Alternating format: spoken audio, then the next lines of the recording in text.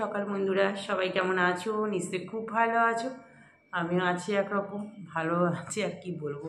যাই হোক, happy Sunday. সবার সানডেটা খুব খুব ভালো কাটুক। আজকে তোমাদের দাদাভাই হরলিক্স খাওয়া হয়ে গেছে। আমার তো চাটা হতে একটু টাইম লাগে, আর একটু কড়াকড়ি করছি।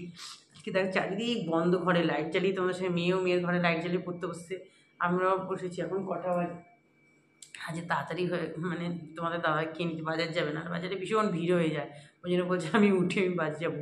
ওকে আগে হরলিক্স করে দিয়ে দিলাম, আর আমি চা একটু বেশ কড়া করে করলাম। আর যে বেকারি বিস্কুট দিয়ে কিন্তু চা খেতে আমার ভীষণ ভালো লাগে। তোমাদের কার কার ভালো লাগে বলবে তো।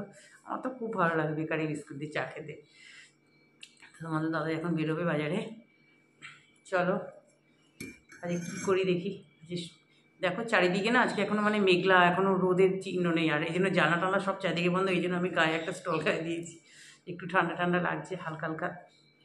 চলো সঙ্গে থাকো, দেখতে থাকো। তারপর তোমাদের দাদা হয়তো বাজার গেছে, দেখো মাছ বাজারে আবার একটু ভিডিও করে নিয়ে এসছে আমাকে দেখানোর জন্য।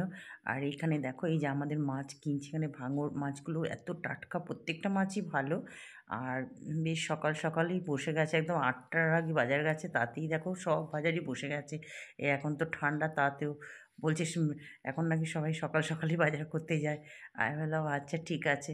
দেখো তারপরে ঘরে তো আমার টুকটাক মোটামুটি কাজ করছি, তার মধ্যেই ও বাজার গেছে। আর আমাকে 2-3বার ফোন করলো কোন মাছটা নেবে, দেখে নাও আমাদের কি এনেছে। রবিবার মানেই এই যে মাছ নিয়ে আসলো সব। আর সেই তাড়াহুড়ো আজকে, যেহেতু ডাস্টবিনের লোক আসবে, দিয়েও দিলাম তাকে সব। মানে এত তাড়াহুড়ো লেগে যায় কি বলবো। এই যে বেশ বড় সাইজের রুই মাছ, আর এটা হচ্ছে এই যে সেদিনকে তোপসে মাছ খেয়েছে, খুব ভালো লেগেছে, আবার নিয়ে এসেছে তোপসে মাছ। এখানে রয়েছে পাবদা, এখানে রয়েছে আজকে এই যে ভাঙর মাছ, বেশ খুব ভালো মাছটা পেয়েছে, একদম মানে টাটকা মাছটা। আর চিংড়ি মাছ তো তরকারিতে দেওয়ার জন্য আজকে এই তোপসে মাছ আর ভাঙরটা রান্না হবে, এগুলো রেখে দিই। এই দেখো বন্ধুরা, আজকে ডিম টোস্ট করে দিলাম। এই যে এখন গরম গরম এটা মেয়ে খেয়ে নেবে। এখন রোদ উঠছে, কেউ জানাটা খোলা যাবে না, হাওয়া দিচ্ছে। চলো এটা মেয়ে খেয়ে নিক।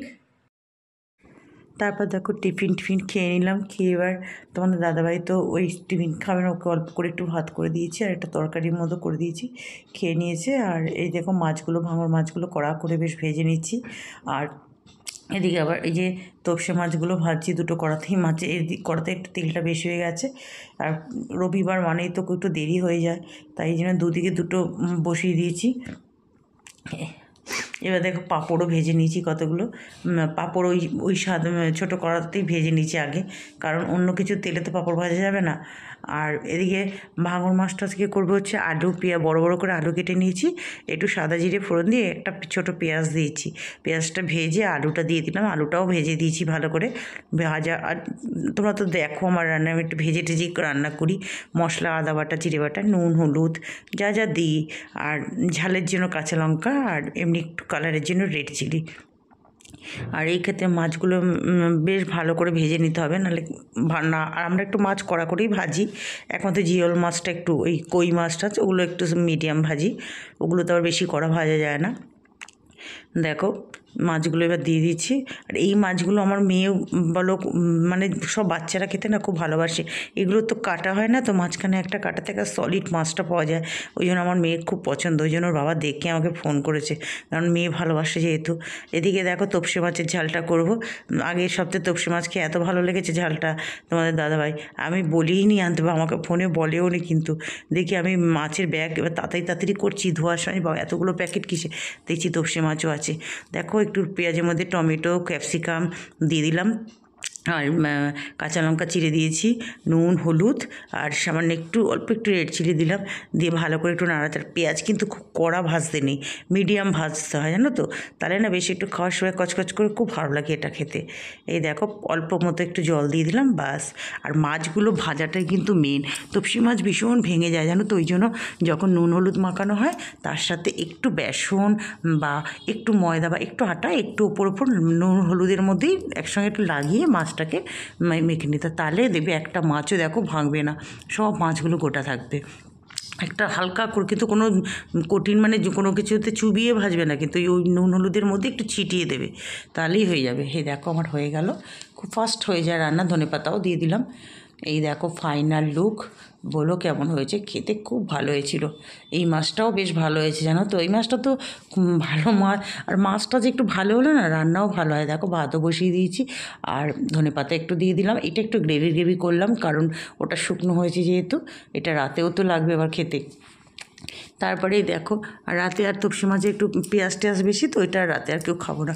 ওই একটু সেদ্ধ দিয়ে দেবো, কিছু বা ভেজে নেবো, হয়ে যাবে। আর মাছের ঝোল থাকবে। আর এদিকে বেতুয়া শাক, এই যে বড়ি, এখন অল্প একটু বড়ি ছিল, অল্প একটু বড়ি ভেজে নিলাম। এই যে, আর আনতে যে গেছে তোমাদের দাদাভাই, কিন্তু আমার তো বসে থাকলে হবে না। দেখো আবার বাজার গিয়েছিল, এই যে এগুলো নিয়ে আসতে।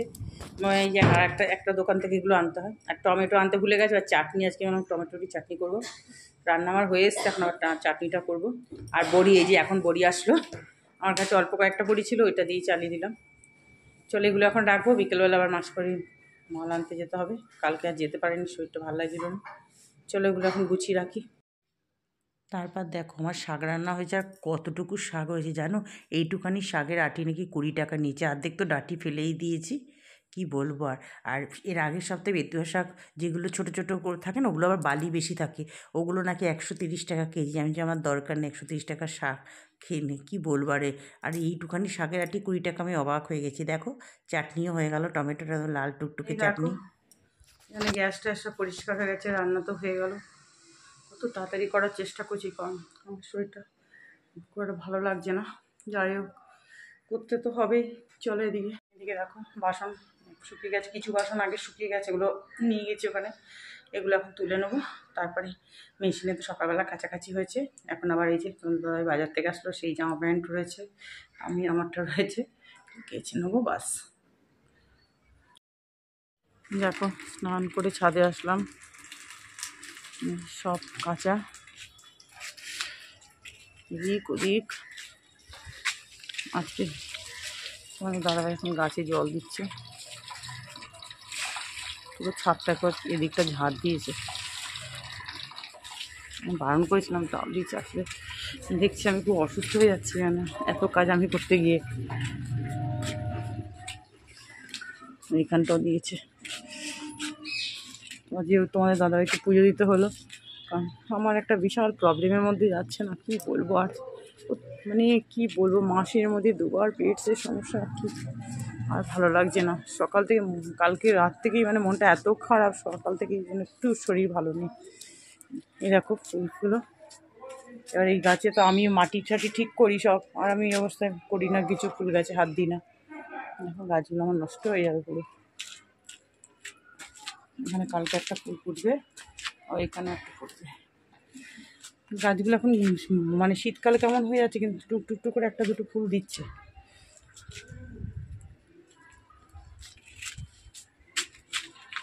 সূর্যের আলো।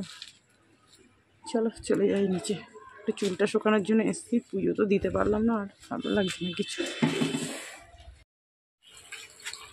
দেখো গোলাপ ফুল, তখন তো তোমাদের দাদা এখানে জল দিচ্ছিল, জল দিলে না ভাসিয়ে দিয়ে যাবে আর কি।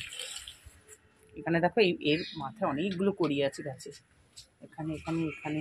এই যে হলুদটা ফুটবে সব, এই গাছটা ফোটার গেছে, আবার ফুটবে, কড়ি আসতে নতুন পাতা বেরোচ্ছে। গাছের মাটি না ঠিক করতে হয়, আমি আর কী বলো তো, সময় পাচ্ছি না। তারপর আমার নিজের এত প্রবলেম। দেখো একই গাছে দেখো দুরকম কালার। এই দেখো বন্ধুরা, এই যে খেতে বসে পড়লাম।